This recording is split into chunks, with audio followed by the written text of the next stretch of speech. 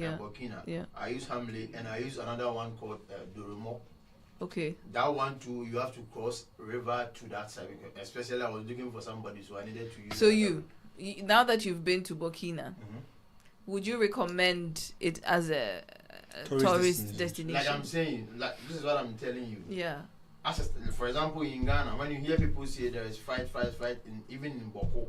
Yes. I have slept at Boko like for let's say 2 weeks. Yes. Where I was sleeping, I used to hear gunshot from a far distance. But where I slept in that whole 2 weeks, I never had an encounter with any gun or any person of fire. So you can be living in a specific area, but you wouldn't have that fewer people as how people communicate. There is war here, there is a misunderstanding, there is this, but when you are around that specific zone, you don't have that feel of it. Because I was there to pick intel and like as to why there's always a problem at Boko. I move freely day in, day out. Was it maybe you were confident because you were security trained and you feel like in case of anything for that you aspect, I will not begrudge you, because in that aspect anytime I'm moving around, I do have my CZ with me, I have my side down. So or always prepared moving around. But then again, even when you are entering Burkina, since it's not our jurisdiction, you have to first declare your weapons to them, to let them know this is the kind of weapons you have. Before you enter, right? So just recently, my colleagues are in Nigeria. My mates are in Nigeria now, tracing some 1 or 2 people. Yes, you could see they are in Lagos, Abuja, all those places. They are videoing, tells them that Nigeria is a nice place. But when you go to social media and be reading about Nigeria or things in Nigeria, you hear that there's even blackout. They are not treating them well and those kind of stuff. So imagine those people living around such area. They wouldn't have that feel of it. So that is how this whole conversation is about. So with regards to the insecurity thing that you're talking about, I had an experience at work. And this white woman, I told her to visit Ghana. So I have a personal project. Whenever I meet a white person, I ask, have you been to Ghana before? And I told her, visit Ghana.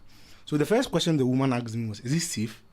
Yeah. I mean, that was the first question that came out of her mouth. So I was like, why would you ask that? And then she was telling me that all the things she's been seeing on TV, I mean, the projections on social media projects that Africa is not safe. And then I was telling her that what she sees on TV and the reality is quite different. So what we have to do is that we have to project our continent. You understand that tourism, unlike politics, tourism like politics is optics. What people think. What people think. Oh, how is this place like? How is this place like? So if we don't project our continent for people to know that what we have in our continent is really precious, these people will continue to think that we are still living on keep. Somebody asked me, do we have electricity in Africa in this 21st century? At work, she asked me, do we have electricity in Africa? And so most of the time I don't fault them because of the projections of the things that they've been seeing. Of course, yes. Look at what here in Germany. When I came here as a student, I keep on observing it. Sometimes you do hear there have been a knife stab. Yeah, the stabbings. When you go on social media, it is hardly for you to see those stuff about Germany outside.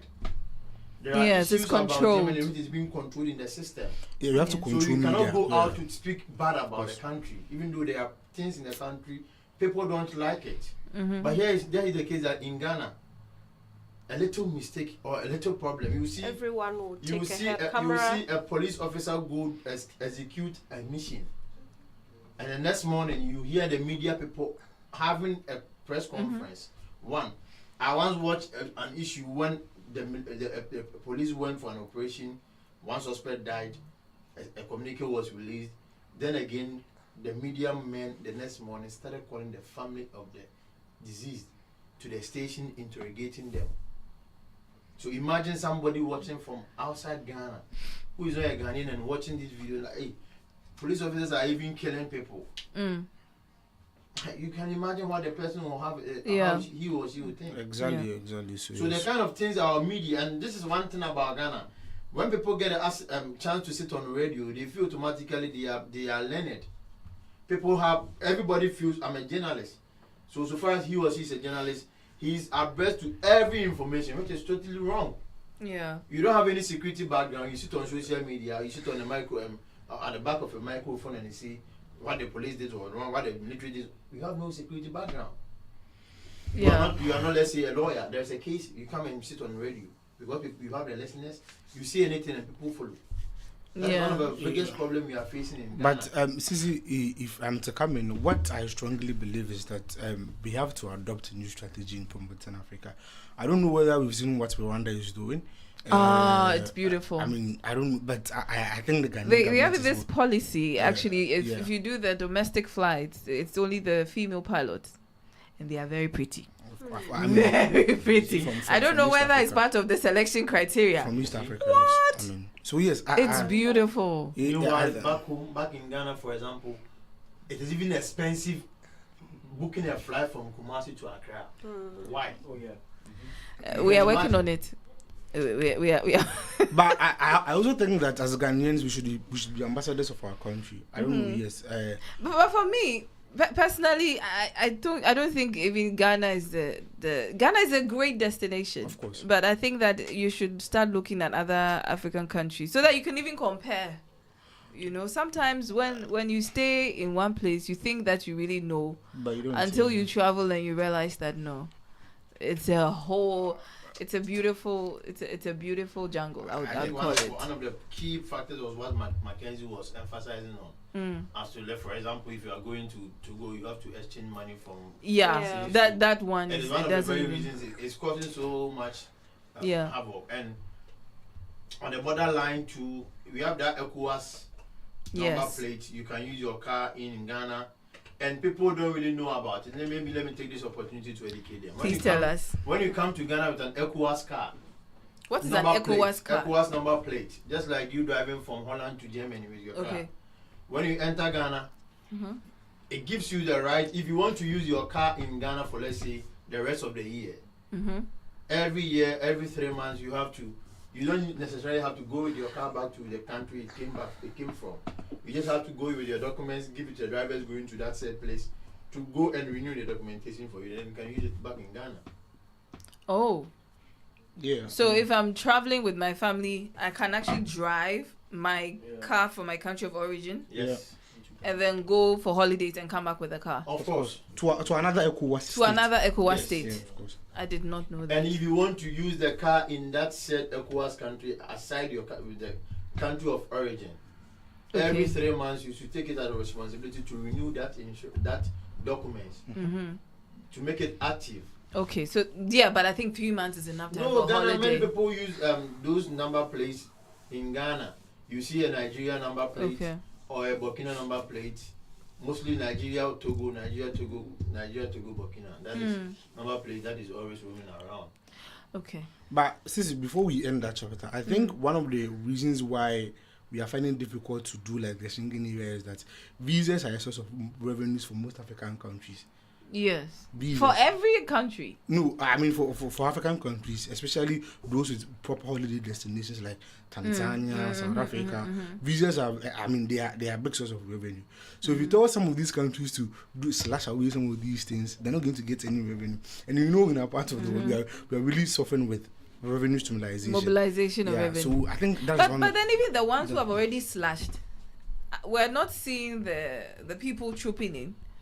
I think the numbers coming in from within. I don't know if you've reviewed the reviews from South Africa, the embassy of late. I think since Ghana slashed the visa waiver, people traveling in and out of South Africa, Ghanaians traveling in and out of South Africa has really increased. And then since we signed the visa waiver with Tanzania too, our numbers have also increased. You know, Tanzania has a very popular holiday destination, Zanzibar. Yeah, now. So we are doing that. I've gotten 2 votes for Zanzibar so far. I'm mobilizing. Definitely, I'm mobilizing. On my bucket list. That please. Definitely. Mami, do you speak Swahili? No. Why? I heard. It's one fact I didn't hear about Swahili when I was in Europe. I didn't know there is a language called you see, this woman is very honest, and why I like asking her these things is that there's been a shift. The same person in different geographical location, but now has understood that Europe and all the glamour that was painted isn't what it really is. because maybe she has a long stay. That is why. No, you cannot bully us. I'm not bullying her. Yeah, you cannot bully us. Let's be really, like, but it's true. If a new fresher enters Germany, yes, you see the next call he or she will be doing. Couldn't move fair. Say this kind of stuff. But yes, recently, if you can hear the conversation when you start talking to people, like, let's say they've spent like 15, 20 years, 25, 30 years going. Yes. All the conversation is that I'm tired, I want to go back home. Exactly. Yeah, but when you see somebody 1, 2, 3 years, the first why do you want me to believe that kind of conversation? That I want to go back home. But I think even in that thank you. Saying is that thank you. Please repeat that. What I'm saying that those that have spent like 15, 20 years, 30 years, most of them even 5. I think when I spent 1 year, when I spent 1 year, you wanted to return back. All of the place left me. Thank you. Within the first few months, they all will captivate your mind. But then, and there's also a precondition. You see, you've been conditioned in a certain way. Exactly. Until when the expectations are not met. Like that, yeah. So yes, after 1 year, honestly, I just wanted to return back. Then, thank you. Yeah, that's Esquire. You see, I think it's part of the human nature. Human nature. Yes, there's this saying in su echatuamua ehiha. Please again. You see, please repeat that. In English, let me say familiarity. There be a country in first. In su echatuamua. In su echatuamua. Ehiha. Ehiha. It gets okay. Or in other words, familiarity breeds contempt. Familiarity breeds contempt, you know. I know there are also some people or some traditional Europeans or Germans who are also sick and tired of this country and want to try a different continent. Yeah. Yes, that's normal. You know, that's why I said it's part of the human nature. I mean, I also know a couple of Americans who are also tired of America and they want to move to Europe to come and experience the life here in Europe. Yes. There are also Africans who also are tired of the African continent, who would also want to come into Europe. No, but this one we are talking about a specific case where a certain picture is painted for you from childhood. Yeah. That everything coming from a border, it doesn't matter. Yeah. It's good, it's better. I am wearing I'm doing I think that problem is with us.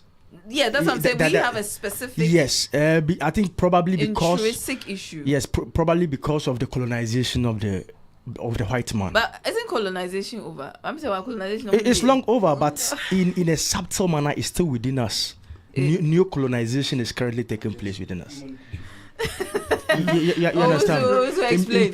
Why are you raising your hand like that? He's taking the point. Yes, imperialism is still at work in Africa. Imperialism is still at work in Africa. It's still at work in Africa. How? You see, our structures, the way we do things in Africa, everything has been Europeanized, everything has been Americanized. Even the constitution that we use to govern our countries. That one is true. Still has the model of America and Europe combined. It's something in it that it will be very difficult to take it from us. It is not difficult, madam. No, you see, one thing I always say is it's so pity for us. It's so sad that we couldn't even go to school in our own language. But we have a lot of languages. What is the official language of Ghana? What is our official language? Official language of Africa is Swahili. No, of Ghana. I'm talking about Ghana. What is our official language? As an Ashanti, why is it I'm in school and I'm speaking Twi and being beaten? Absolutely, you'll be punished for speaking Twi. I think for that topic, it's a bit neither here or there. So let me play the devil's advocate. I'm not the government, first of all, but I think I can understand where they're coming from. Wait, on career day. I understand because you see we are in a global world whether we like it or not. Wait, no. On career day. Yes. The kid who dressed like a fetish priest with these thorns and everything on the waist comes to school and he's you see, and he's being mocked by his mates. But let the other one dress in suit and tie. Fetish is a career. Yes. Oh, we need not to go there. I mean, fetish priest is not a career. That's for this one. I cannot go there. Oh, but being a say something. No, that's not a career. But what I want to say is that what Mackenzie was saying that I think there was a poem that we did in back in the SHS was written by I think Larry Peters. It says, lest we should be the last. So the poem portrays the fact that, I mean, these people, there was a line that I really like from the poem. They came to us bearing golden gas, and then our kids were begging for water from this golden gas, but then we just got droplets. So right from the onset of colonization, 1471, our people have longed for things that are foreign. That was why our grandfathers sold us for swords, guns, mirrors. So I mean, so within us, as you were saying, intrinsically, we've longed for things that are really foreign. And then the picture that isn't that human nature though? Isn't that just curiosity? I'm not sure. Okay. But so why is it that the white man has not longed or I mean, intrinsically long for what is within Africa? No. When you start analyzing that, most of the whites who keeps associating themselves with Africans start to love our culture. I mean that is assimilation. That is cultural assimilation. That is a different topic. It's a different conversation. That's a different conversation. Okay, just to declare, we are not experts on this topic. We are having blunt conversations and airing our opinions. Thank you. Do you know as it stands now? AU. Yes. When they go for meeting, EU has a chair at that premises. But you see that one, I actually I find EU has a seat at the AU. Why? Because we're in a global community. But that is African Union. But we don't have EU doesn't have a seat at EU meeting. Yes, and the substar levels. Yes. I don't think so. I think it's true. Yes, we do. It's just bilateral. Yes, we do. Have a seat. But it is not a seat of. Currently, we print. Most of our currencies in Europe. Have you seen an European country printing their currencies from Africa? And these are things we can do. Since we are not experts, let's no, because I am not. I don't have. President Mahama, the president of Ghana, said it is about time. Even when you look at the Europeans or the Americans, you rather be coming to Africa to get stuff from us. Yes. When you come to Ghana, we have cocoa, all those kind of stuffs. And then we process all these raw materials back to Europe. They manufacture it and then sell it back to us. Meanwhile, if we put on those machines and all those things together, we can equally get what is right for us too. I agree with you and disagree with all of you at the same time. First of all, we don't know how the EU works, and so we will get experts. No, but and then we can do. The AU is an African Union. So yes, but it explains itself. But the machinery of the AU, I don't know. Union, right? So why is it that the EU doesn't represent I Africa? cannot answer the question because I don't know how it works. That is one thing our African leaders should start thinking. There's a young boy. There's a young boy on TikTok and on Facebook. Yeah, but the young boy has not worked. That young guy is called he has not worked within that mechanism or that machine. That opportunity. He says he has only one question whenever he gets access to the EU meeting. Yes, so I'm sure that he want to ask them. So because we are on air, we would rather be more informative and not go on. So rather, I think that we would invite somebody from that who knows how it works, and then we can have questions and answers. But since none of us are working within the AU or the EU. I don't think what the assertion of is making is true. The EU has no change in the EU. It's just bilateral relations. I mean, they wouldn't have a representative of the EU being present at EU chairs. I mean, no. We wouldn't know. That's why I'm saying that for now we cannot answer the question. And I believe it's not true. I believe it's not true. Know. I believe it's not true. Okay. But in this age of information, we can Google the charters and everything of the African Union. We can see. Can. So we don't have to even wait. But the topic of the day is that we want to go for holidays in Africa. Yeah, we have to. So do you have a dream holiday destination in mind? Yes. Zanzibar, KwaZulu-Natal in South Africa. Okay. And then there's this place in Morocco, Rabat. I've forgotten. Hold on. Let me give you an answer to the. Okay. What you said. The EU has a strong presence at African Union meetings. Representatives actively participating in various discussions and collaborations. So, for instance, but they don't have a chair. For instance, the EU High Representative for Foreign Affairs and Security Policy, Kaja Kallas, has attended meetings with the EU officials, including President Abdel Fattah el-Sisi. Yes, but as foreign policy, you the need EU to. and EU have a long-standing partnership celebrating 25 years. Of course. So they don't have a chair. They don't have a representative. Exactly, a chair means that you can vote on issues. Exactly. That's different. Exactly. Okay, so since we are not sure, I want to travel for holidays.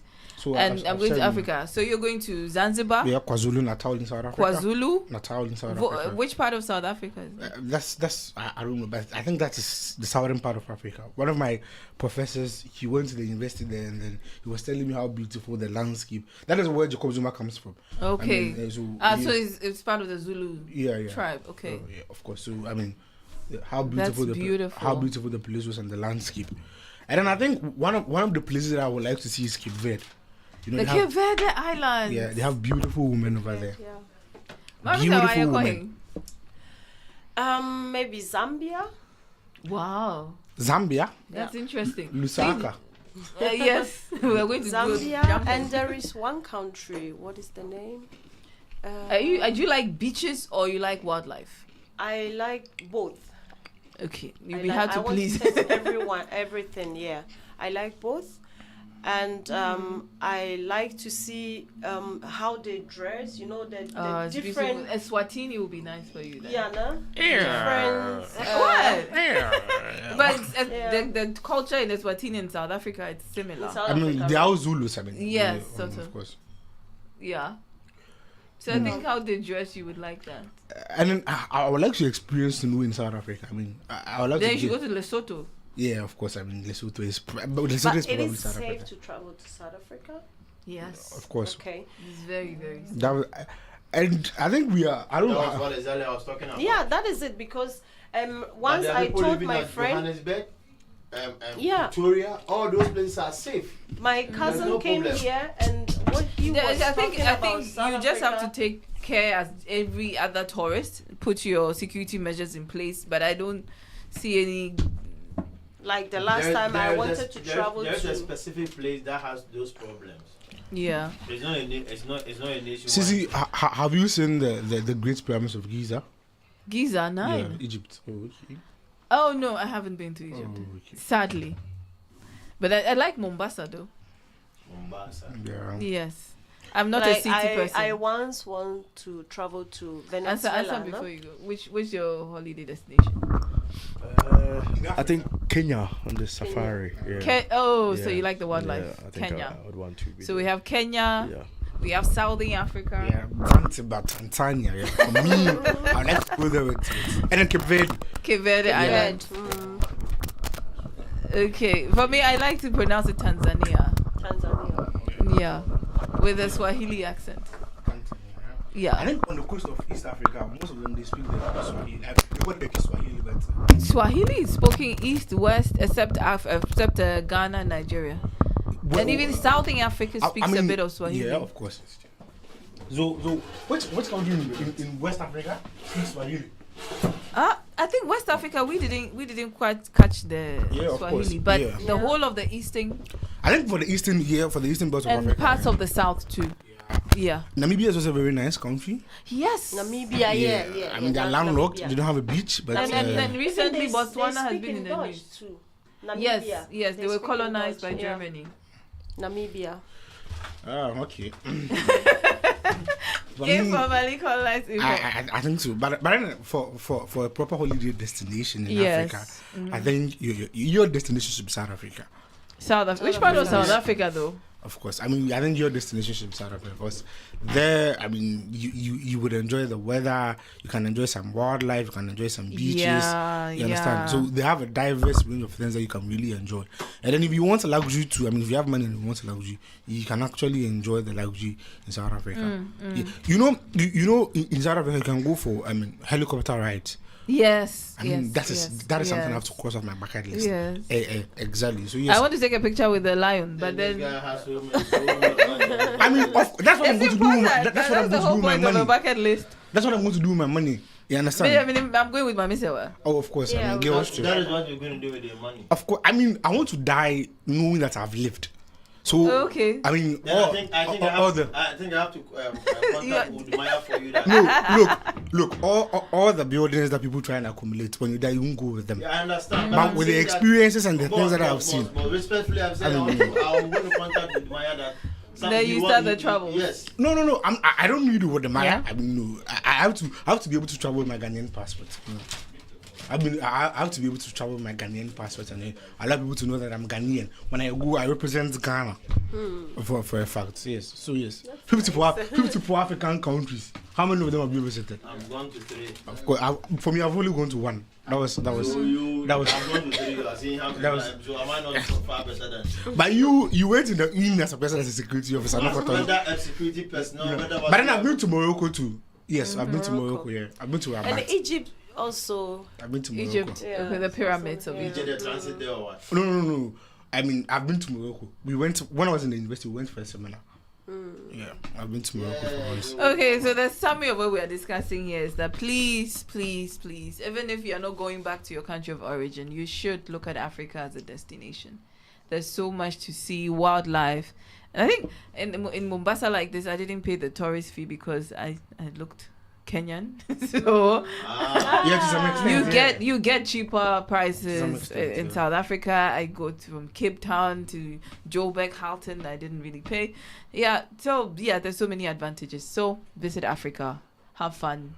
It's not as dangerous as it's played out there, and have fun in it. I don't really guide that. But there's a narrative out there. I think that's where most people, especially women, if you are going with your children, you want to be assured of security.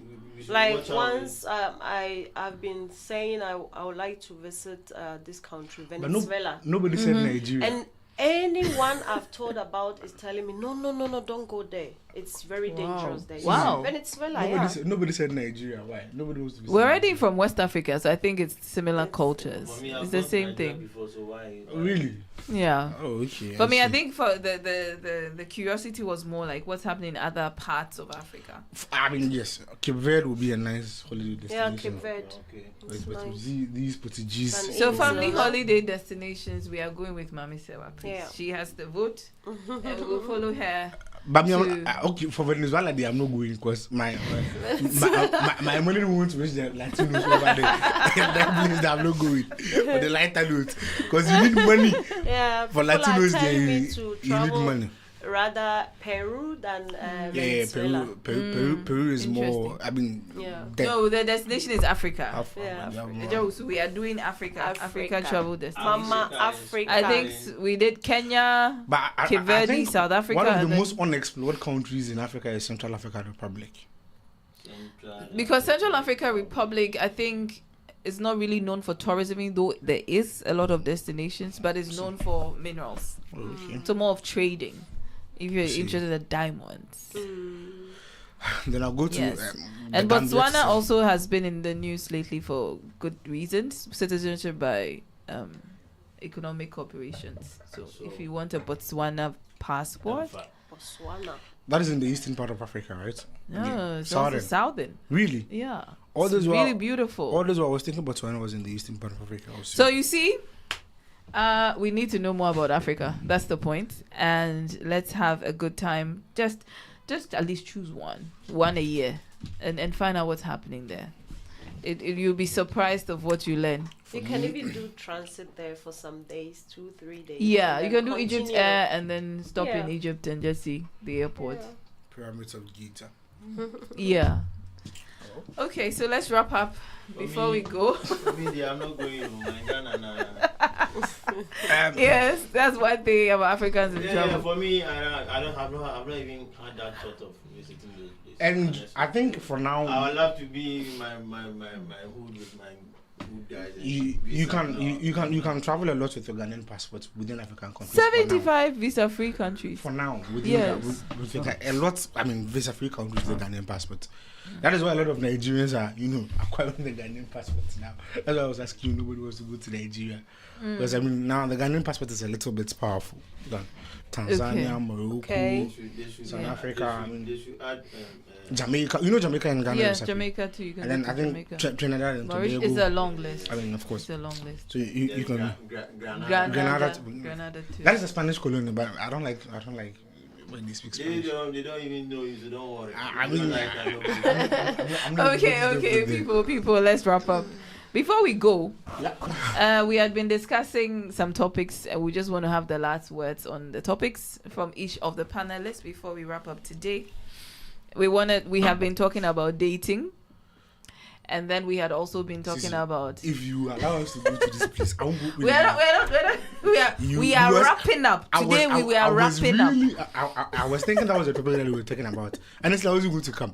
But because of that topic, I was so pissed. The topic on the platform. Of course, that was the reason why I rushed here. Well, I mean, personally, okay, so for those of you who want to know, this is the topic on the platform. I'm going to read it. I think I have to excuse yourself.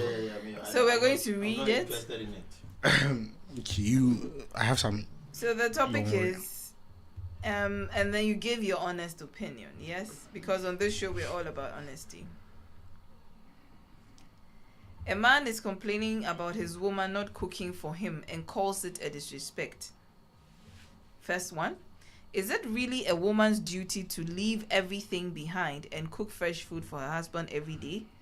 Is it even possible in the diaspora? So there are three main questions here. That a man is complaining about the relationship or marriage because of cooking by his woman, or the woman either doesn't know how to cook or doesn't want to cook.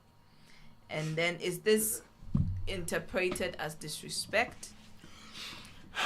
Or is it really a woman's duty? Because from back home in Ghana, we are trained that it's your duty to cook. So the question now is this still really a duty for the woman to cook fresh food for her husband every day? So what is the first question? First question, then I say. I think I'll summarize it too. Is it a woman's duty to cook? That's the summary.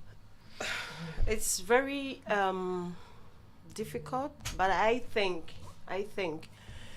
you look at the man you are living with. You understand? If your man wants you to cook for, I think you have to. Okay. Because some men love eating women's food. You understand? Yes. Mm-hmm. When a woman cooks, maybe he can cook himself, but if a man can cook and a woman can cook, you can still see difference. Yes. Yeah. So I think if the man wants you to cook for, but because before you guys get married, you got to know about all each these others. things. You knew each others before.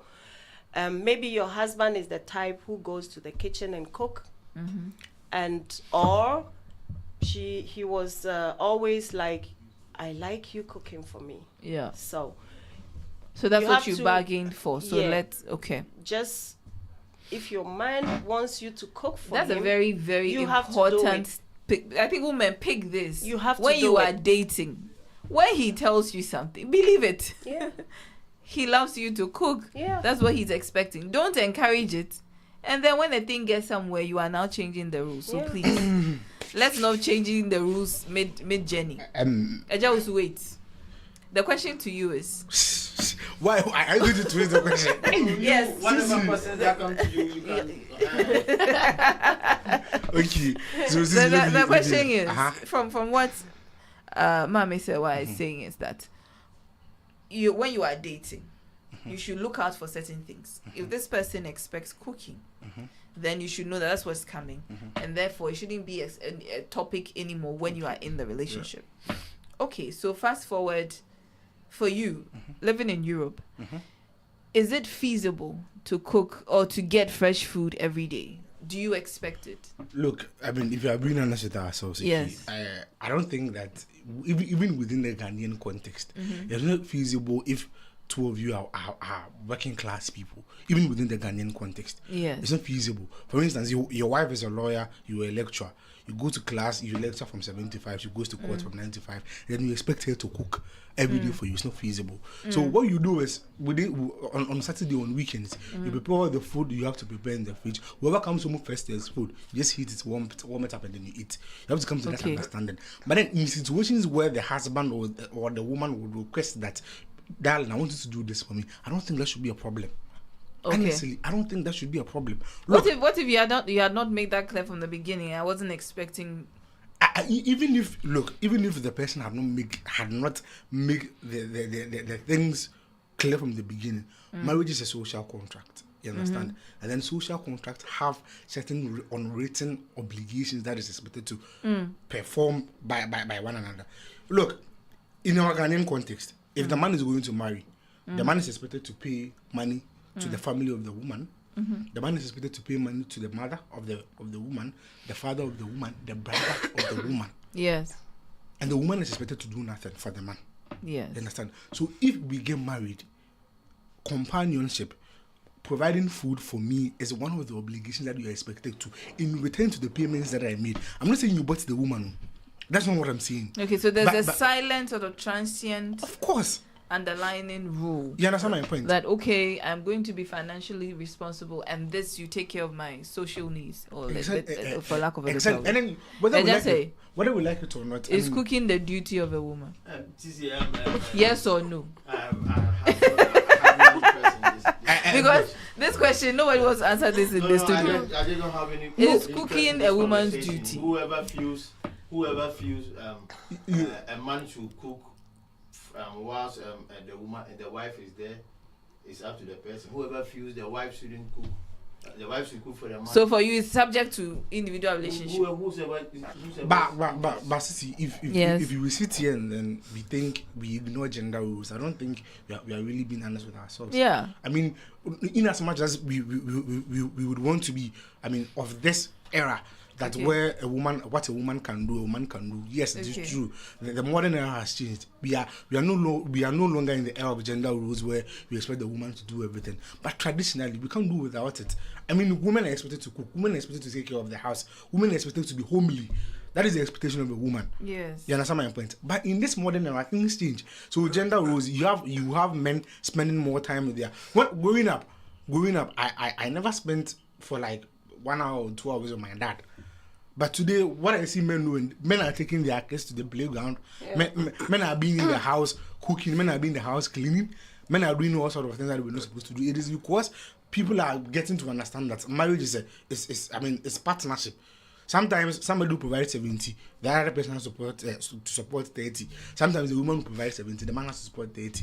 So I honestly believe that we can't ignore gender rules. The woman, honestly, in all honesty, is expected to manage the house, of which cooking falls under her responsibility. You understand my point? So I don't think it would be fair to say that, I mean, we are ignoring gender rules. No. If you come to the house and then you're hungry and then there is food, and then your wife is not there, why would you wait for your wife to come and cook for you? Why? Because we have rules. Because we have rules. But then, so if you are hungry, so you wait for your wife to come on. That's not common sense. Come on. So in everything that we do, even though they are, that is why when you go to the courts of law, sometimes you apply humanity with the law. You understand? Mm-hmm. The law is the law. That is true. Yes. But sometimes you have to apply humanity. That is with regards to gender rules. Rules are rules, but sometimes you have to apply common sense. You understand? So that's an interesting point. So you may even have rules, you may even have agreed on certain things. Of course. But be practical in exactly. enforcing You have to be rules. pragmatic. You don't expect every solution to fit the problem. No, it doesn't work like that. Okay. So there are some comments I'd like to read here. Mm-hmm. And then you let us know what you think of the comments. One says, I haven't asked permission to read the names of the people in the comments, so I will not read the names. I'll just read the comments. Yeah. So I pity men who have to marry just to eat. So that's coming from the construct saying that for me, my wife has to cook. So then this is what a lady thinks, that if you marry just to eat, then if men can't cook, he's definitely going to marry the wrong woman. He will follow his empty belly and not his common sense. What do you make of that? So people think that the whole point of marriage is to eat. To eat. Yes. Like, I mean, no. If it was, it's one of the most. It's not the whole point, but it's one of the deciding factors. Of course. So now I am getting married to you. Yes. And then. And you're a great cook. Of course. So. Yes. But then within the marriage, aren't certain responsibilities expected of you to perform? So you think because I don't know, because I can't cook, I just want to understand something. I want people to understand something that, okay. I mean, in as much as people get married, okay, cooking is one of the responsibilities of the woman traditionally in that part of the world. You understand my point? So, I mean, I didn't marry you because you can cook. Probably there might be some other reasons for childbearing. For me, I really think that the reason why people marry is for companionship. You understand? And if within that companionship, cooking is one of the aspects that falls under the companionship, why don't you just, perform your role when you see fit or when you can actually perform it better? You understand my point? So I'm not saying that allow the woman to cook every day, but what we are saying is that generally we know in every traditional or in every African home, these are the rules. Okay. The rules are expected. The underlying rules. Yes, of course. So do you agree that marrying, if a man can't cook, he's definitely going to marry the wrong woman? But food. I mean, these days, food is. You can just pay somebody to cook for you. Don't you think? It's on YouTube. I mean, so you can actually you can actually pay. Yeah. What do you think? I think everything based on how much you love yourself. You understand? If I love my husband. And I know my husband cannot cook, or is not the type. Everyone was raised differently, You understand? And I know my husband is not the type who can go to the kitchen and cook or prepare something for himself. Yeah. If I love him, should I look at him hungry, go to bed in the evening, or lying down hungry? No. Okay. I have to prepare so for you, it's not only about cooking, if I get you right, but covering for each other's weaknesses. You know that this person is a terrible and I person when it comes. And you are good at it. Yeah. So why would you intentionally not cover the person's weakness? Is that not the whole idea of marriage? But that's the whole idea. I wouldn't know. First of all, it depends on what people expect from marriage. So marriage is a different topic. But no, listen. What I'm trying to put in is that look, I know I'm not perfect. You understand? I know I have my shortfalls, and then I know you have your shortfalls. So the reason why we are coming together as one unit is that is to cover each other up. Exactly my point. So if what is it a problem when a man comes to understand, or a man is able to cook or prepare every dish for himself? Is it necessary for him to also go looking for a woman as a wife? Why? Why this? No. Okay. Why? I'm asking a question. We'll come back to that.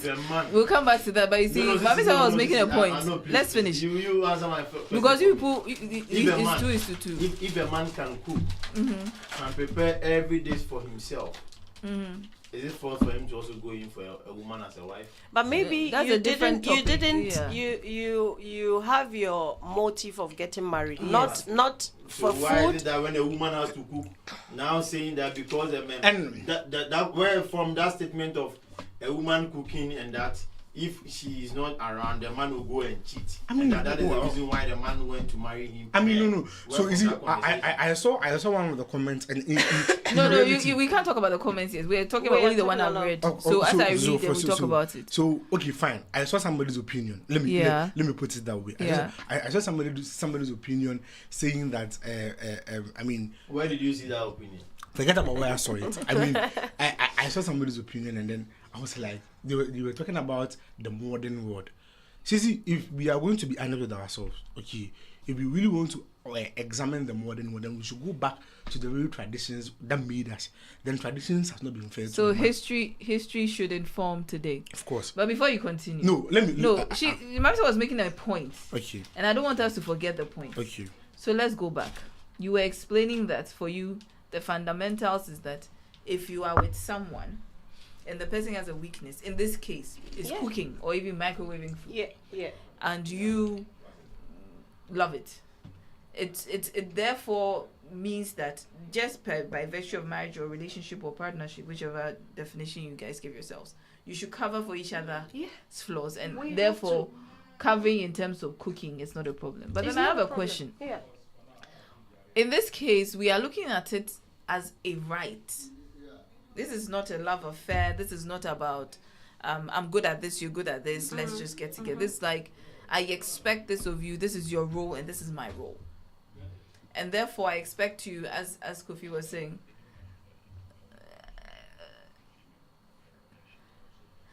so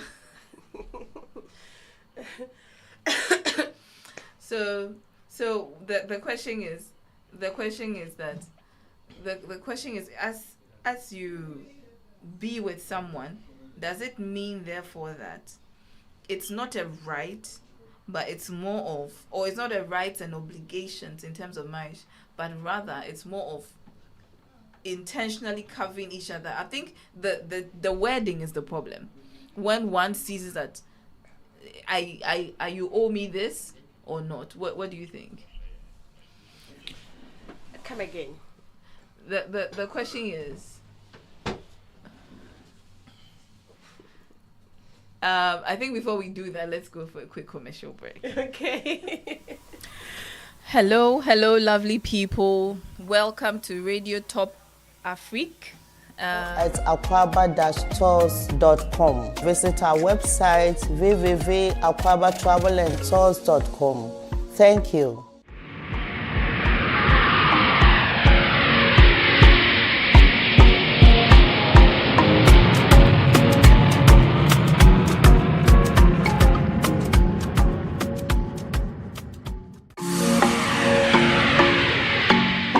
Greetings from Hamburg. My name is Teresa Edu from Aquaba Travel and Tours Hamburg. If you want holiday packages, you are free to come to our office. If you want tickets all over the world, our ticket sales is global. You can also follow on us for visa services, and for our Ghanaian fellows, you can apply Ghana passports here in our office, Vansbecker Chaussee 15C. We are the U-Bahn station, Vatinau. You can also reach us per telephone +49 176 416 27723. Email us at info@aquaba-tours.com. Visit our website www.aquabatravelandtours.com.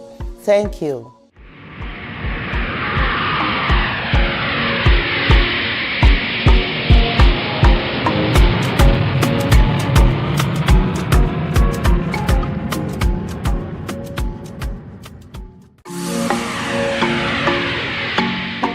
Greetings from Hamburg. My name is Teresa Edu from Aquaba Travel and Tours Hamburg. If you want holiday packages, you are free to come to our office. If you want tickets all over the world, our ticket sales is global. You can also follow on us for visa services, and for our Ghanaian fellows, you can apply Ghana passports here in our office, Vansbecker Chaussee 15C. We are the U-Bahn station, Vatinau. You can also reach us per telephone +49 176 416 27723. Email us at info@.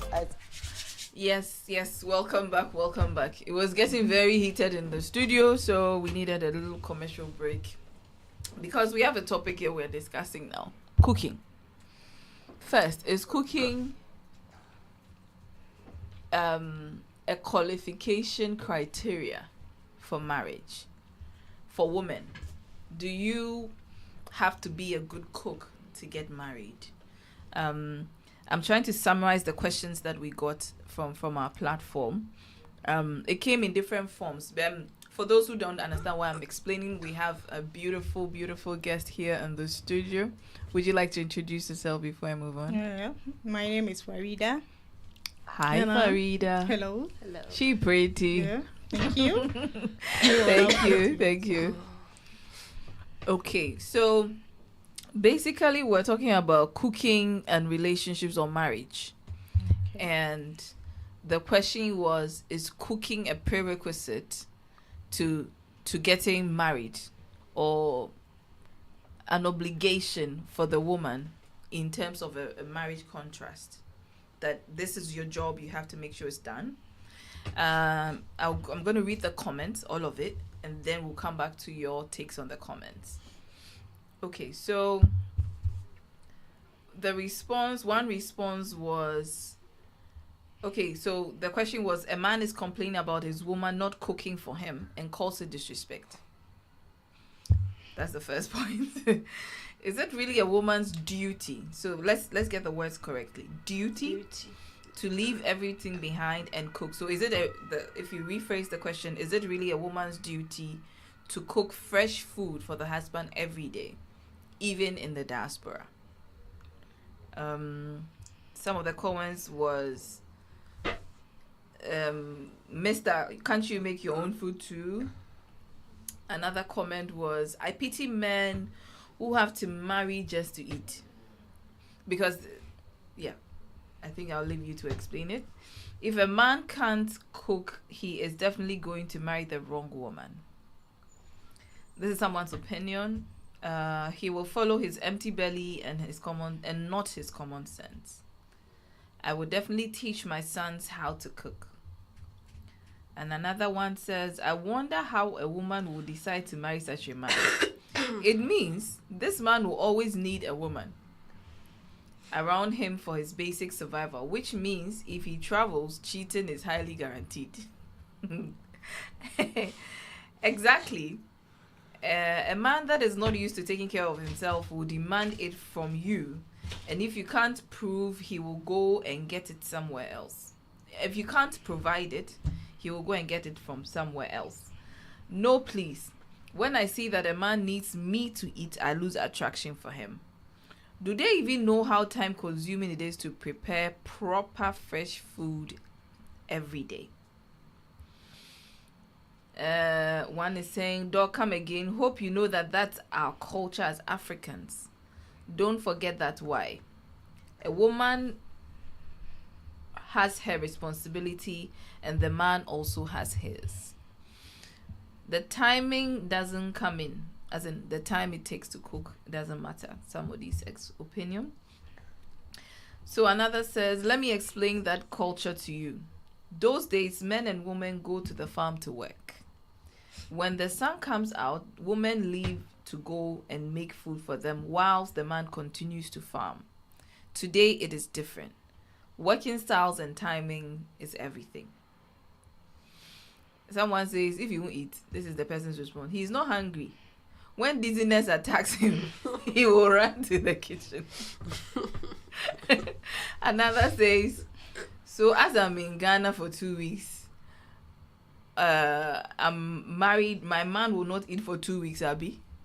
Yeah, because if you travel, then the husband will not eat. Culture says he should wait for me. Okay, I see. Culture, and another one says also, culture says cook for your man. Bam. Even if the woman is sick, she must cook, then he would die of hunger. Or this is all that you have. Cooking is not a sign of love or anything. The only person a woman must feed are her children. Things are different in the diaspora. You go and marry a white and suddenly you forget culture. You can go back to back and suddenly you come back to the black. Okay, I think you may go back to back and suddenly culture is important. Make sense of it, please. Okay, so there are more comments. it's like you girls are forgetting your duties as wives and women. Yes, just as you forget yours as sole providers. Okay. The comments are quite a lot. So I would like our just entered guest to have your opinion before I read the rest of the comments. What do you make of this whole topic? Well, my take on the topic is that the home is managed by both the man and the woman. Okay. It is an institution. Okay. Each and every spouse has a role to play. When it comes to marriage, when you want to do too much of right, you complicate everything. Yeah. You complicate everything. So you look at your duties and your responsibilities. Okay. The woman manage the home, the husband manage the home. Okay. It goes both ways. You cannot say that because you are the man of the house, when you are hungry and your woman is far away, you cannot make something up to eat. That is not allowed. The woman is supposed to be treated with respect. Love goes with mercy and peace. You cannot just say. One of our commenters. You cannot just say. Dr. Amma said exactly what you said. You cannot just say, I love you, I have married you. It is your by force right for you to make this thing for me. No. So love is not I am right. speaking on the Islamic perspective. When it comes to Islam, the woman is a queen in the home. She makes the home as the husband equally makes the home. You provide whatever. Let me just catch you. Apply common sense, not rigid rules, Dr. Amma says. I think she's agreeing with you on that. So you would have to bring in all that the woman needs or the home needs, then the woman manages it. As she is managing, we are human beings, we are fallible. You need to know that when there is a mistake or a break somewhere, you need to make a space for things to be resolved. You don't go by saying, no, it is right, so you begin to react and break things up. We don't do that. So what I'm getting from you is that anybody in the marriage, Islamic perspective. Oh wow, I didn't know that. It is not by force for your wife to cook for you. Okay. It is beautiful for her to cook for you. That's what Islam says. So it's a way you express your love for your husband, but it's not a right. He cannot force. Please repeat that part. We need to hear it again. I didn't hear. Yeah. I think that's exactly what Mami Sewa was saying. Yeah. So when it comes please, before you move on, what do you make of this assertion from the male perspective? From her assertion. Yes. So she's speaking on a religious perspective. Yes. But it's almost the same. But right? Mami Sewa also said the same thing. So she also said, I am speaking from the African traditional perspective. Can you speak from a male perspective? Just a man. What do you make of it? Yeah. So this will be my perspective. Yes. Men in general. Yes. For me, I think that cooking is not the responsibility of anybody. He who feels he should eat, he should go and cook. That is my opinion. That is my take on it. That is my point. So if I'm hungry, and then my wife will say that, okay, fine, I'll cook for you, and then she does that. That is a way of expressing her love. That I agree with it. But if I am hungry and I can cook, I won't cook food. But Kofi, I don't agree with you on the statement that who is angry should go and find whatever he wants to eat. That makes a lot of... Because, you see, we need to, we need to have that kind of empathy when we are trading with each other. This is your life partner. If you can make a room or a space for the food to be provided, that is nice. You just say, because it is not by force for me to do, so I care less. Okay. Do you understand why I think it's the wording. You're saying the same thing, but I think it's the word. So what I'm saying is that I'm not going to force the person I'm married to. I'm not going to force my wife. Look, me, I always like to see my woman lazy fresh. So I wouldn't even force her to go to the kitchen. You don't like her smelling of ginger, onion, garlic. Oh. So I always like to see my woman lazy fresh. Please repeat that part. You understand my part? So repeat. I wouldn't. I'm saying that I always want to see my woman Daisy Fresh. Thank you. So I wouldn't even. Woman, please, was that Daisy Fresh? What did you say? Daisy Fresh. Okay. Hashtag Daisy Fresh. So I wouldn't even say I'm succumbed to the idea that always all the time she's in the kitchen. She's in the kitchen. No. You understand? Once in a while she goes to the kitchen to prepare something for you to eat. It's fine. But if I also want to eat something, and then for instance, I'm yearning for spaghetti with shrimps, and then my wife says, "Oh, today I can't do it for you." What is stopping me from going to the mall, getting the ingredients, and coming to do it, eat some for myself and give her some to eat? That is allowed. I mean, any the beer or man, that is what we are seeing. You understand my point? It is not every day that the woman can prepare food. No. Okay.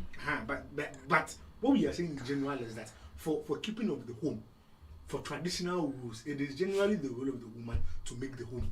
So it is generally expected of the woman. That is the general expectation. Yeah, that is my kind of. But can we also say that the general expectation for every individual is to have a skill of cooking?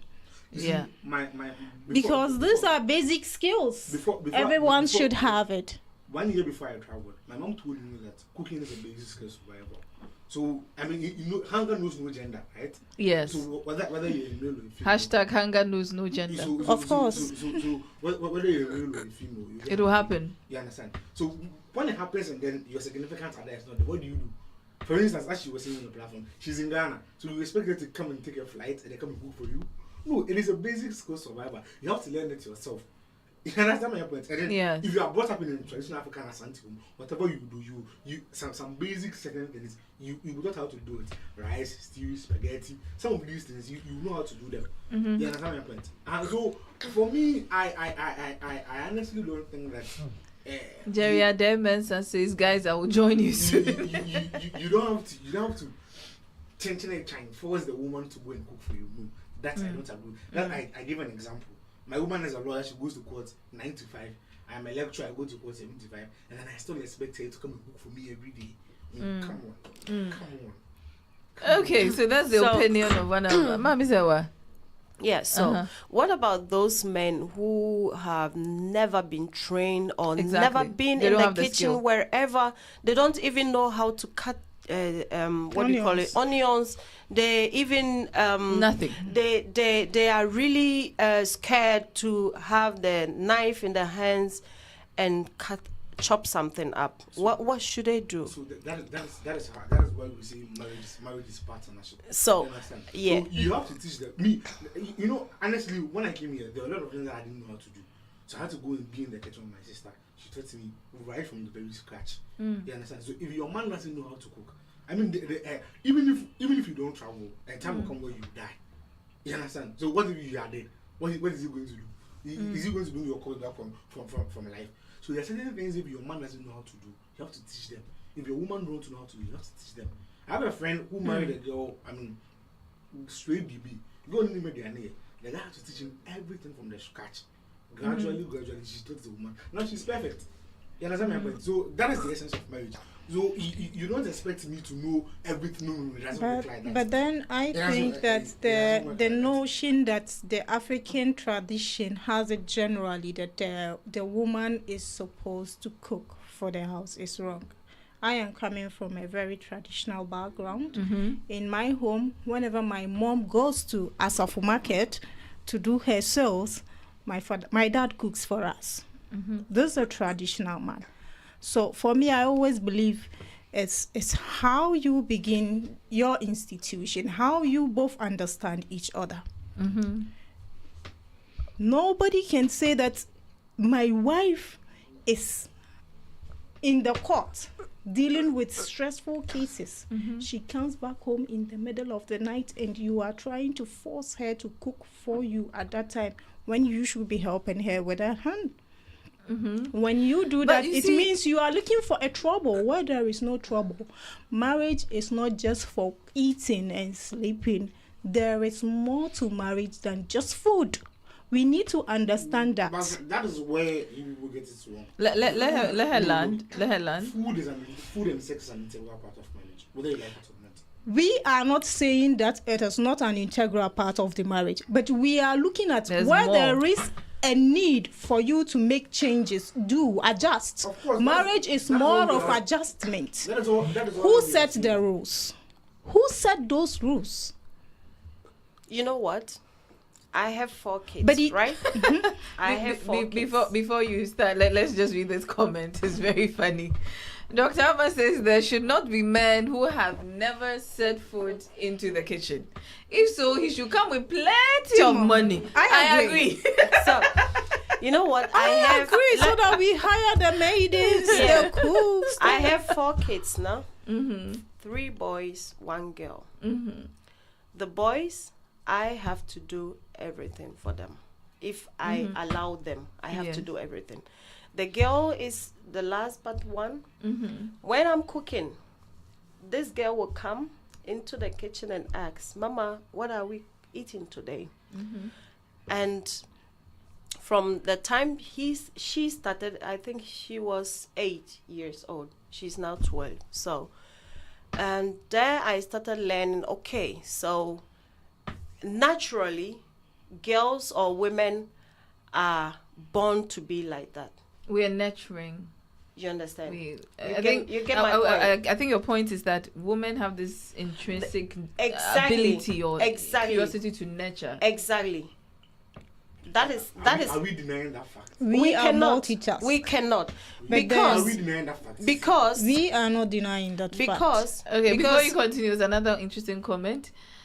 So we have Dr. Halimatu is saying cooking is a life skill. Yeah. Teach your boys and girls to cook. Yes. It's a life skill. Yeah. Thank you for that. Right now, what I'm doing is I'm training my boys to learn how to cook. So that if, not for marriage, but if I'm not there, or if they are somewhere and they are to cook for themselves, they will be able to do that. Exactly. You understand? But naturally, I didn't force my girl to come into the kitchen and learn. Okay, so I think from what you're saying, practically, the woman or the females have that curiosity. Exactly. So it's easier to pass on the skill. Exactly. But for the men, you have to be intentional. Exactly. To say that, let me teach you. It's because maybe your daughter has always seen you alone in the kitchen. So no, she has the notion. It's not because of that. It is like she has that. Yeah. And she wants to learn. Yeah. And even sometimes she cooks for the boys. Yeah. And I think when we're young, remember our culture. Yeah. Before we do that, there's a comment from Dr. Amma. Marriage is not just for eating and sleeping. But I don't know if you agree. I think we all agree that naturally women like to take care of things. Yes. So we're natural. So Nadia, let me read my comment. It is part of us. Nadia says that anytime I hear a man does not know how to use the knife, I get shocked. Because they can use the knife the other way. There are men actually who cannot do anything. That's true. That's true. And that is why we look at adjustments. You know, everybody's situation is not the same. Yeah. So when we are looking at the marriage institution and the cooking topic, you need to touch everywhere. I think before you get prepared, if you are a woman, you are already prepared. From my own perspective, I'm already prepared from home before I brought it into my marriage. Because when I was young, I was always trained to be in the kitchen. You understand? And my grandmom was always telling, maybe we have those small pots. You've heard that before. Obaesima, have you heard that before? Yes, you remember. Have you heard that Obaesima before? Sometimes I think it's how we were raised, things that we see growing up. If you grow up seeing your mom cooking alone all the time, as a girl child, it's a natural thing to get close to know what is happening, So you, at the end of the day, you feel like, then it is also nice for you to also cater for the boys around. Okay. But then, when you grow up in the midst of, an environment where you have all these things mixed up, you wouldn't think that way. Okay. So before you all go, let's read the point. Nadia says men should be independent in the kitchen too. So my point is, if a woman is trained this way, automatically she will not wait for a man to go to the kitchen. She will rather always love to cook for the man. Yeah. It's a way of expressing her love for you. You understand? Yeah. Oh, you have a comment buttressing what you're saying. So, Doc, Halima too says that it depends on the upbringing. Yeah. My two boys are constantly asking me to teach. Yes. So her two boys are constantly asking to teach her to cook. I mean, yes. I grew up 24 years with my mom and dad. Yes. I never saw my dad cook. But then I never saw my mom cook. Yeah. Yes. You understand my point? So what we have to understand is that's a very honest and truthful answer. I mean, 24 years of my life. Is this how we always saw this? We always saw this. My mom cooked all the time. My dad never cooked. I think my mom never complained about cooking. You understand my point? So what I'm trying to say is that what works for you, do it. You understand my point? But generally, whether we like it or not, it's like you are telling me that I mean, because of science now, men are expected to give birth. I mean, naturally, women are expected to give birth. So we have rules. You understand my point? Generally, women are expected to take care of the home, nurture the child, do some of this cooking. But in this modern era, where everything is in constant change, you don't expect the woman to go from a 9 to 5 job that you also have, and then come back and come and cook for you. That is something I agree with. You understand my point? I mean, that is simple. That is common logic. That is an adjustment. Of course, you understand my point. But we can't do away with the fact that generally, traditionally, it is naturally, I should put it is the woman's duty to cook. Yeah. But if for some reason she can't cook, you as a man, cooking is a survival skill. As I've said earlier on, hunger knows no gender. So you can go to the kitchen and then you can do it yourself. I mean, it doesn't degrade you as a human being. Your certificate won't be reduced to zero. Your richness, it won't do you anything. Yeah. And but for me, I think one of the ways you can actually express a love to a woman is through food. I don't know. I don't know for people. But I mean, if I like you, I'll enter the kitchen and I'll cook for you. That is agenda cook for me. That. So let's use some of the women. Woman, cook. This is from my producer. And one thing we women shouldn't forget: if a man can cook and a woman can cook, there is difference. Yeah. Oh yes, there is a big difference. And a man who can cook from morning to the evening and every time, one day wants to taste a woman's food. Yeah. That is it. That is the truth. So Dr. Halima too also says, Alhamdulillah, they now can cook for themselves and us. If you have been honest with yourself, yes. What is more beautiful than your woman coming from work and then see you in your apron in the kitchen cutting onions, cutting leaves. Please listen to tips, marriage and dating tips.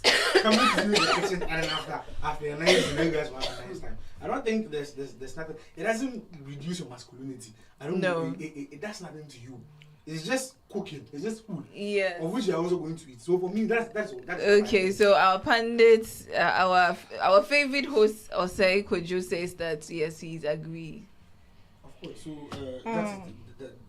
that is my position. But for women to think that generally they are not supposed to, that's something I don't agree with. And then if you are talking about rights, what I really don't like about some of the I want to say most of the modern women is that you see they've actually fought for equal rights, and you know with rights comes with what responsibilities. Yeah. So if with equal rights means what?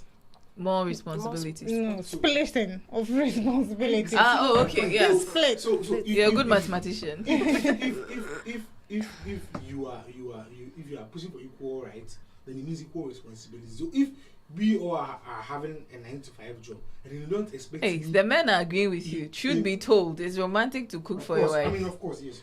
Okay. Yeah. I will not even mention the person's name. I think with that side, I do agree can't with, cook and feels big. They should stay in their corner and allow the men to cook for themselves. I do not agree with the notion that the African tradition generally has it that it is the responsibility of a woman to cook, because growing up, I saw different things. That's not how it was in my home. Okay. So it means it's different. But we're talking about the general. We're not doing family specific, but generally. I think even if you see the symbol of femininity, Every time we say Mother Earth or Mother something, we expect that person to be a nurturer. And I think that generally, just to be honest, if you say someone is a nurturer, it's expected that one takes care of all the soft skills, you know, the hugs, the kisses, the love, the feeding, the things that you can't really quantify with money. Have you cooked for a man before? Yeah, I do. And how do you feel when the man is eating that's a very good food? Question. Yeah. How do I feel when when a man is eating your food? When a man is eating my food, it feels good. Yeah. And you. End of story. Right? No, sorry. End of story. She answered it. But yeah, personally, I love to cook. No. Let's read the 7 is normal. No, I'm not reading this comment. So I don't know why the modern woman thinks that cooking for a man is slavery. I don't know why most of the women. I think I don't think that's the notion. It's because of the wedding. Yeah. You know, I think that you see, there's a way that we should learn to talk to one another. We're saying the same thing. If I really listen to whatever is going on, we all agree with each other.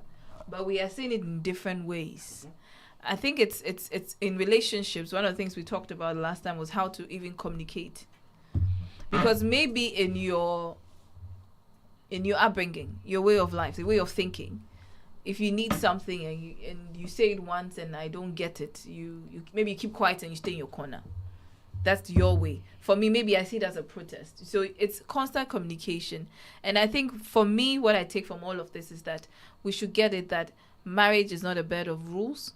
It's not rigid. Of course. It's about fluidity. And although there are underlying roles, we've all agreed that there are underlying roles. There's the nurturing and the provision. Therefore, let's go hand in hand. Let's go hand in hand. Oh, it was my glasses. I needed to see. You see, today I'm reading a lot, so I needed to see. Yeah. And I think that we should also understand this. I think for me, this is my take from what you're saying, and then you can correct me if I didn't get it right. Yeah, I think that's exactly what my take is that yes, there are underlying rules. We love to cook. And we feel good when even the whole family is enjoying what we've done. But don't come and demand it. Yes. Don't come and let somebody feel less of a human being. Because I'm taking care of you. To provide you food at a specific time. You know, I think one of the things of men that I actually don't agree with this is that they think that by virtue of the fact that they marry a woman, naturally the woman is supposed to submit to them. No, it doesn't work like that. It's a journey. Yeah, if you treat a woman right, naturally she will submit to you. Thank you. That is underlying. Yeah. The umbrella will stop the rain. Yeah. I mean, Therefore, there should be an umbrella. Yeah, that is underlying principle. That is you have to treat a woman right. If you treat her right, she'll succumb. We are trying to wrap up dating. Why are you bringing that back? No. You see, with this whole thing, some of the men, they think that, I mean, by virtue of the fact that they married a woman, she's supposed to do this. She's not, when you're bona fide property. Yeah. I mean, it takes time. Yeah, of course. So she's born and raised by different father, different mother, different circumstance, and so the work would take. You have to, it's a life journey. You just have to understand you treat her right. If you treat her right, so do we say that before we get married, we need to actually take time to understand each other and then bring out things that we can take and things that we cannot take? Let each and everyone know their limitations. Thank you. We are live on the conversation. No, wait, please. Don't bully us. Wait. Don't go because. Repeat that question again from the beginning. What I'm saying is that can we take it that before we get into the marriage institution, since it is an institution that has so many branches, can we take our time, get to know each other very well, let each other know what we can take and what we cannot take. Yes. Let the person you are getting involved with knows your limitations and what you are not. Don't go with an identity that you are not. Okay. Or so don't go and overburden yourself with something. That is what I was saying from the beginning. That is what I said. Because if you are dating or you get to know each other before you get married, you will know the person, you will study the person. This man dear, on to me in pants cry. Oh, this man dear, on to me no this man dear. Oh, this girl, all these you will learn. And then you decide. Then you begin to talk about it. If it is okay with you or not. Because it takes the grace of God to change human being. Yes, if that is the fact. If at all. So I think that when somebody shows you their character, believe it. You cannot change a human being who is already 18. Yes. You cannot. But you can better each other. If I drink a cup of wine and you don't like, I cannot stop, but I can limit it for you. Okay. You understand? So that is all about that. You have to. Sisi, I think what you are saying is really important. Yeah. I was privy to sit in a counseling unit of a married couple, and then it will show you that the way within which they cut bread. What's a problem? It's a problem. The woman likes the bread to be sliced. The man just breaks the bread. It's a problem. I agree. It's a big problem. Why would you want to break the bread? Have you observed if you buy this tea bag, the box? Yeah. You understand? There is a distance where you can open it so that you can close it again. The men will just rip it apart. Rip it somewhere. And even how you open your envelopes. Yeah. You just take a little knife and you just slice it. You slice it. They will just slice it. Please let's talk about this. So you are really giving the headache. You have to talk about all these things before you enter. Okay. So, but I feel like. But please slice your bread, please. The men. We beg you, slice it. You know what? That's why So people like different. Hajia is saying, come again. Hajia so no on one. No, this Ghana bread you cannot slice it. If Mami always agree with the men. If you slice it doesn't taste anymore. Please, according to the law of Mami Sewa, if you slice Ghana bread, it doesn't taste Ghana bread. So some of these things, but I feel like you can't actually know people. I mean, that's the thing. You can't know people and know people. Yeah. And the people will allow you to know the things that they want you to know. Okay, so people stop pretending. Yeah. When you are dating, stop pretending. Don't go with the phrase that you are not. Or don't start with what you know you cannot end. Exactly. That is what I wanted to say. What you cannot end, don't start.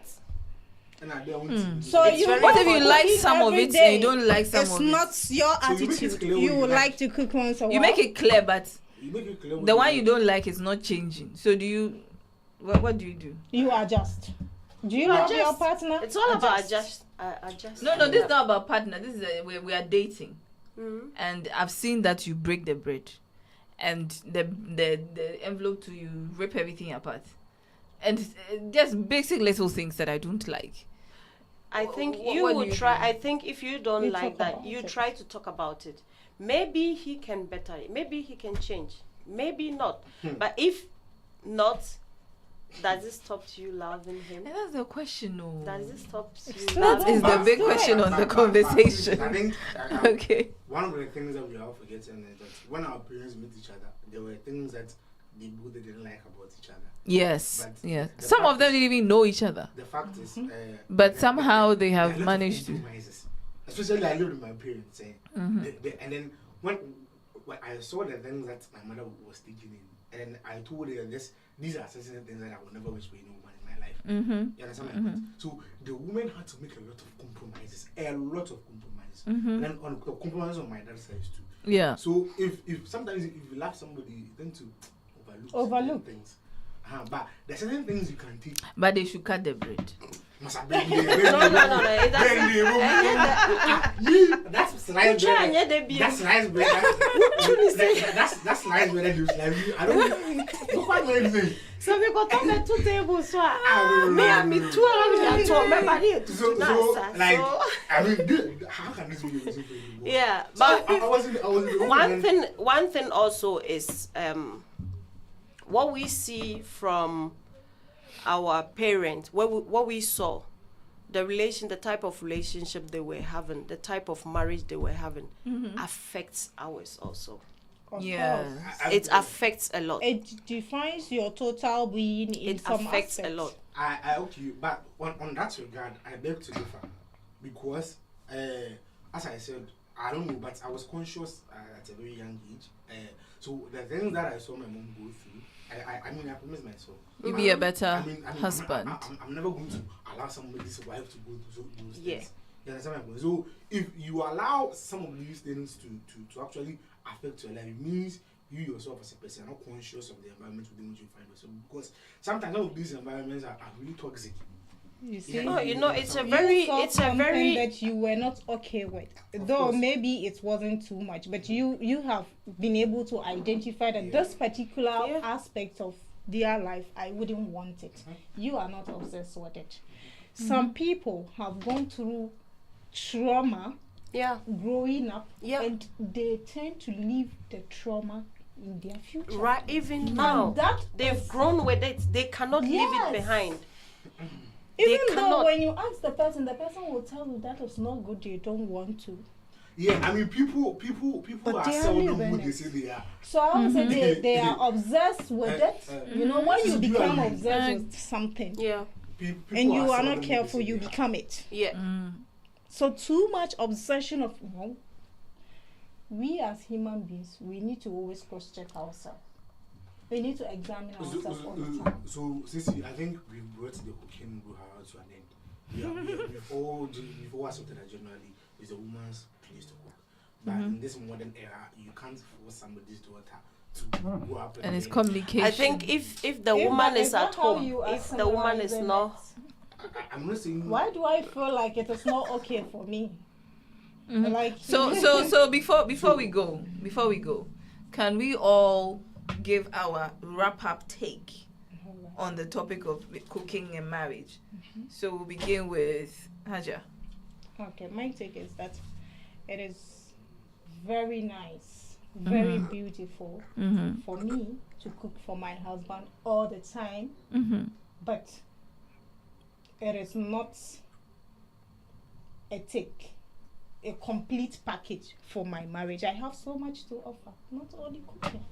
So when I falter in cooking, shouldn't be a problem. My man should be there to support me. Okay. So for you, if I'm trying to understand what you're saying, for you, your take-home top wrap-up is that you love it. It's something you enjoy, even seeing your family enjoy, but your marriage is based on more than the fact that you are a good cook. Yeah. And two, if you're unable to, your man should have the requisite skills to step in and make sure the family is fed. Okay, Mami. Yeah. For me, it is my responsibility to feed my family. Okay. It is my responsibility to feed my husband. Like today, there was nothing home. I took him out. We ate outside. That's nice. And if she took him out, if enough for this show, they would have finished eating and gone home to eat.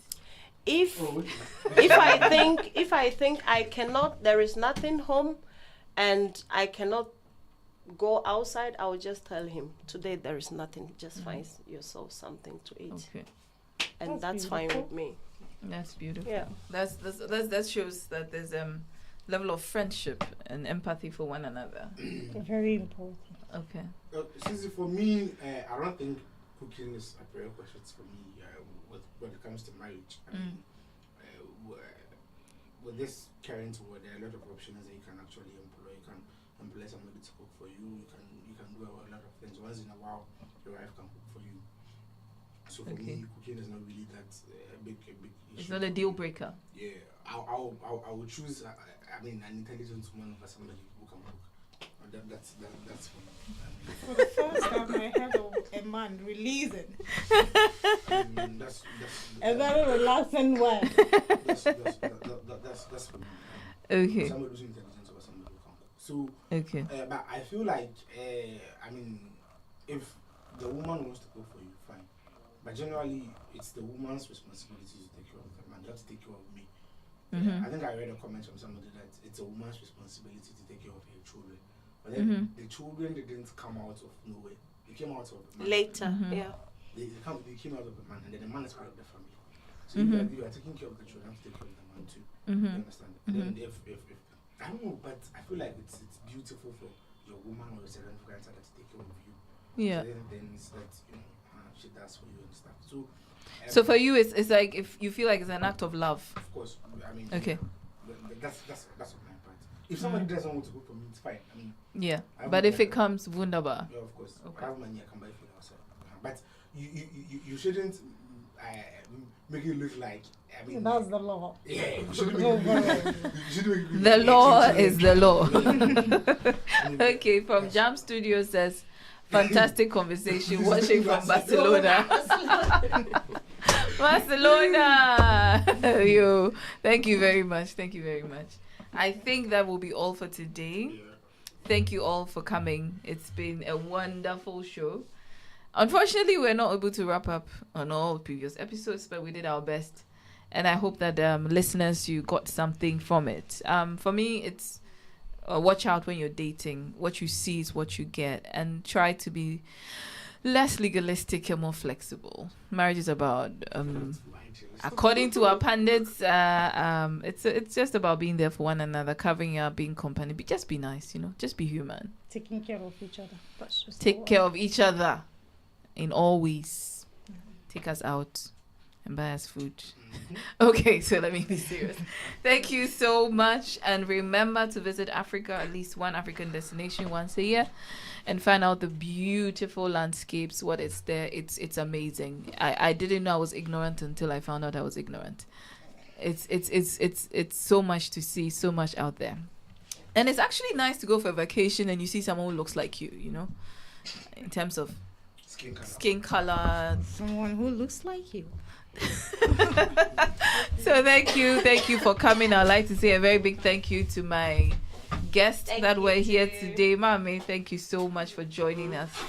Nuggets of wisdom. Thank you for your sincere conversations, your honest answers. And Hajia, salute. Thank you. My brother from another mother, Kofi Wusu, thank you. I'd like to say thank you to my producer. Today, Johnny Amuako is here, joined by Sita Alaji himself. Thank you so much for also directing the conversation. Thank you, Top of Freak, Radio Top of Freak, and all the team. It's been amazing with you guys. Thank you so much to the Otabil himself. Shout out to you. Thank you. And for you listeners, hope you got something. And enjoy the rest of your week. Just make sure to have fun, be kind, be human. And just be nice, See you same time in next 2 weeks. Bye for now.